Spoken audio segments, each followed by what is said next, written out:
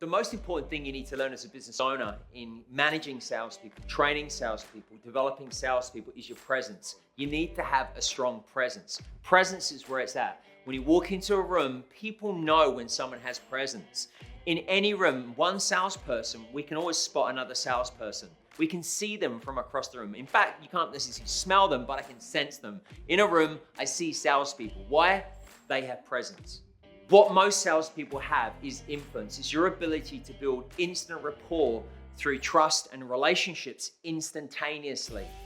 Your ability to influence and carry yourself is what people buy and why they buy from you. Top salespeople, they're accountable. You can trust them, you can rely on them. A lot of people say salespeople can't be trusted. That was 1984 Wolf of Wall Street stuff. You say you're going to do something, you do it.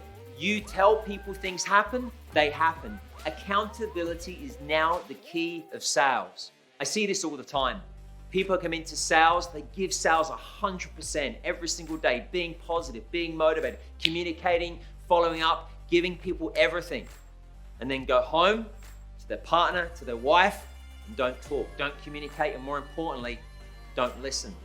I see people actually work their ass off for commission checks their whole career and make money and do sales, and then see that income half and that nest egg disappear when the relationship falls apart, when they didn't put the communication into their home life. Communication is something you do at work and you do at home too. Communication is the key to success in sales. Communication is the key to success in life. The most important part when running a sales business is your ability to develop people and have other people coming through. Everyone faces burnout from time in sales, and if you're actually running your own business and you're struggling to drive sales, it's usually because you're having to put all the work in. Are you putting the work into developing the next generation of salespeople coming through? The next generation invariably are going to be your future and then enable you to put your feet up at some point in the future. If you're not developing those people, if you don't have a succession plan, you will be doing a lot of the sales calls and a lot of work for many, many years to come. And the one thing I find a lot of salespeople struggle with is they're always trying to work on their weaknesses. Salespeople, you know what your strengths are.